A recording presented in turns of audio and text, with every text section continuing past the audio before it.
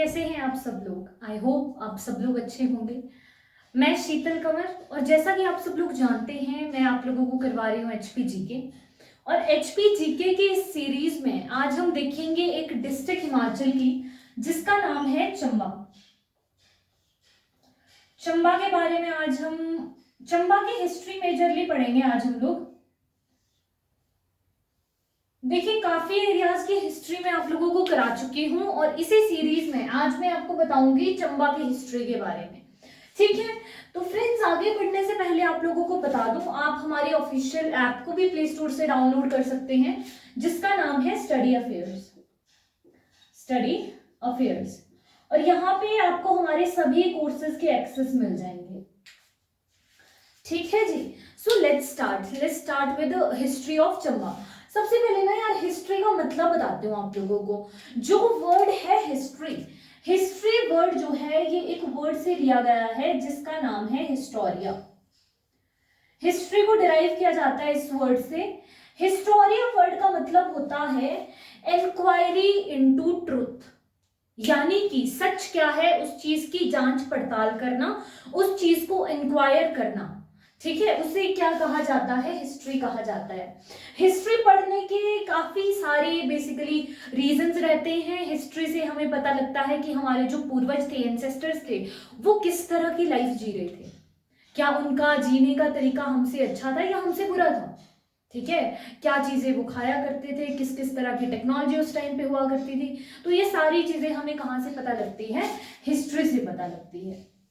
ठीक है, ये सारी चीजें मैं आप लोगों को बता भी चुकी हूँ। जिन्होंने प्रीवियस वीडियोस नहीं देखी वो एक बार जाके प्रीवियस वीडियो जरूर देखें, वहां पे आप लोगों को काफी सारी चीजें देखने को मिलेंगी। ठीक है, सो अब बात करेंगे चंबा की हिस्ट्री के बारे में। सबसे पहले आपको बताऊंगी कि हम चंबा की हिस्ट्री को पढ़ने कैसे वाले हैं। देखो सबसे पहले तो यहाँ के कुछ सोर्सेस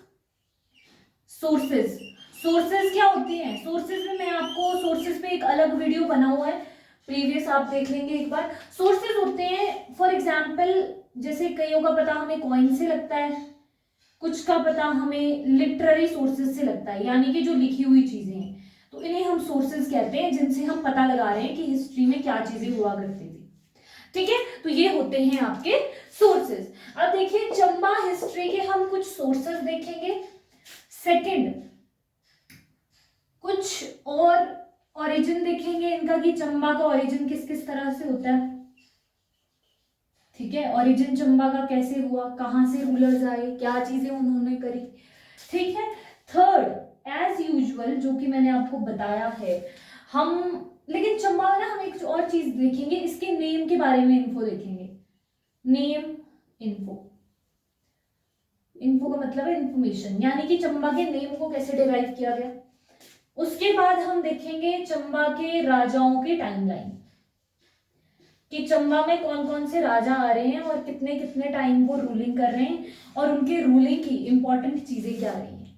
तो इस तरह से जो है हम चंबा की हिस्ट्री को देखेंगे। टाइमलाइन तो अब तक आप लोग जो लोग प्रीवियस वीडियोस देख रहे हैं उन्हें पता लग चुका होगा कि टाइमलाइन में हम बेसिकली जो किंग्स हैं उनकी टाइमलाइन देखते हैं। उसमें देखते हैं कि भाई कौन सा किंग क्या अपने टाइम में इंपॉर्टेंट चीजें करता है। ओके, सो इस तरह से हम चंबा की हिस्ट्री को देखेंगे। अब बात करते हैं डायनेस्टीज की, कि चंबा में कौन कौन सी डायनेस्टीज रूल करेंगी। देखिए सबसे पहले जो रूलिंग होगी चंबा में वो होगी वर्मन डायनेस्टी की।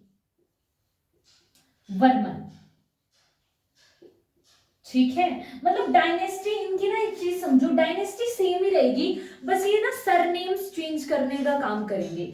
और उसके बाद एक राजा आएगा जो सरनेम बदल के कर देगा सिंह वर्मन, सिंह वर्मन। और लास्ट में एक राजा आएगा जो ये वर्मन जो वर्ड है इसको रिमूव कर देगा और सिर्फ सिंह टाइटल के साथ कंटिन्यू करेगा, सिर्फ सिंह लगाएगा अपने नामों के साथ। ठीक है, तो डायनेस्टी इनकी सभी की मेजरली सेम रहेगी, लेकिन बस इन्होंने क्या किया है, अपने जो सरनेम्स है उसमें चेंजेस करते हुए ये लोग हमें नजर आएंगे। ठीक है, तो ये भी हमें याद रखना है चंबा से रिलेटेड। अब यहाँ पे इंपॉर्टेंट क्या है, यहां से मैं एक बात बताना चाहती हूँ आप लोगों को। देखो पहला राजा तो हम यहाँ देखेंगे, यानी कि फाउंडर जो होगा हमारा कुल्लू का, उसको हम देखेंगे किसमें, वर्मन में, यहाँ पे। ठीक है। सेकेंड थिंग हम यहाँ पे क्या देखेंगे, लास्ट रूलर जिसने कि वर्मन टाइटल रखा था। कौन सा ऐसा आखिरी राजा था जिस तक वर्मन टाइटल चलता है। उसके बाद हम यहाँ देखेंगे फर्स्ट राजा जिसने कि सिंह वर्मन अडॉप्ट किया, और साथ ही साथ लास्ट भी इंपॉर्टेंट होंगे इन सभी के नाम। ये मैं इसलिए बता रही हूं कि जब भी आप हिस्ट्री पढ़ें तो उसको इस तरीके से जरूर पढ़ें। अगर आप कुछ भी नहीं पढ़ रहे हो ना हिस्ट्री में, या थोड़ा सा, अब फॉर एग्जांपल आप कोई बुक उठाते हो, अगर आप बिलोखरा ही उठाते हो तो बिलोखरा में आप देखेंगे बहुत एक्सेस में इंफॉर्मेशन दी हुई है। तो आप जब बिलोखरा खोलते हो और बिलोखरा में जब आप चंबा खोलेंगे तो चंबा में सबसे पहले आप क्या देखेंगे कि इसके सोर्सेस क्या है हिस्ट्री के। कोई किताब लिखी किसी ने जिसमें चंबा का जिक्र मिला, अगर मिला तो ऐसा तो नहीं है कि उसमें चंबा को किसी और नाम से मेंशन किया गया है, नहीं है तो किताब का नाम याद रख लो, है तो वो नाम याद रख लो।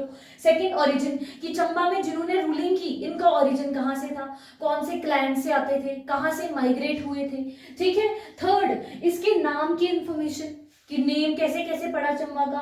फोर्थ, टाइमलाइन, टाइमलाइन में भी कुछ चीजें जैसे कि मैंने आपको बताई हैं, कोई लड़ाई हुई है, कोई वॉर हुई है, कोई फोर्ट बना दिया किसी राजा ने, किसी चीज पे बैन लगा दिया, कोई टेम्पल कंस्ट्रक्शन कर दी।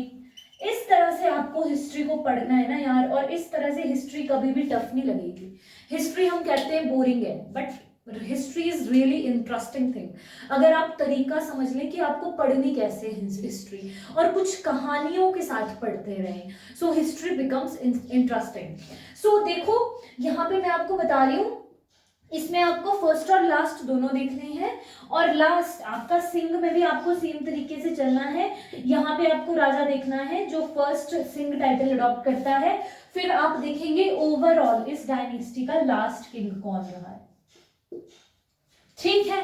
तो ये है आपकी चीजें जिस तरह से हमें जो है पढ़ना है। ठीक है।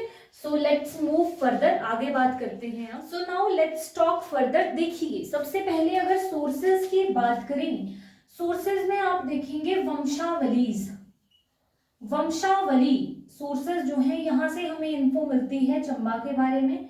Second thing is copper plate inscriptions, यहां से भी हमें थोड़ी बहुत इंफॉर्मेशन मिलती है चंबा के बारे में। ठीक है, कि चंबा में क्या चीजें हुआ करती थी, कौन कौन सी चीजों से ओरिजिन हुआ, क्या चीजें रही।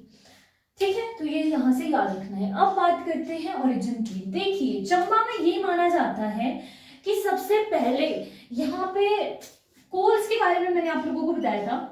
कोल्स जो है ये ओरिजिनल इनहैबिटेंट्स थे हिमाचल के, यानी कि हिमाचल में जब तक बाहर से कोई भी प्रजाति नहीं आई ना रहने, बाहर से कोई भी लोग रहने नहीं आए हैं, तो हिमाचल में उस वक्त पे कोल रिसाइड किया करते थे, कोल्स रहा करते थे।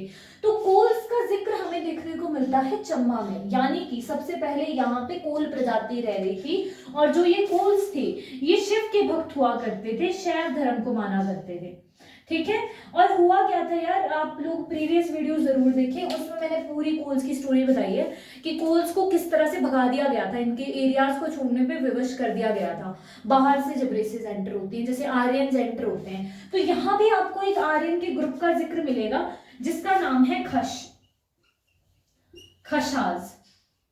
खशाज यहाँ पे एंटर कर जाते हैं। अब खशाज क्या करेंगे, यहाँ पे जनपदाज बनाएंगे, बड़े बड़े जनपदाज, और हमें जनपदाज में यहां जिक्र देखने को मिलेगा औदंबर का।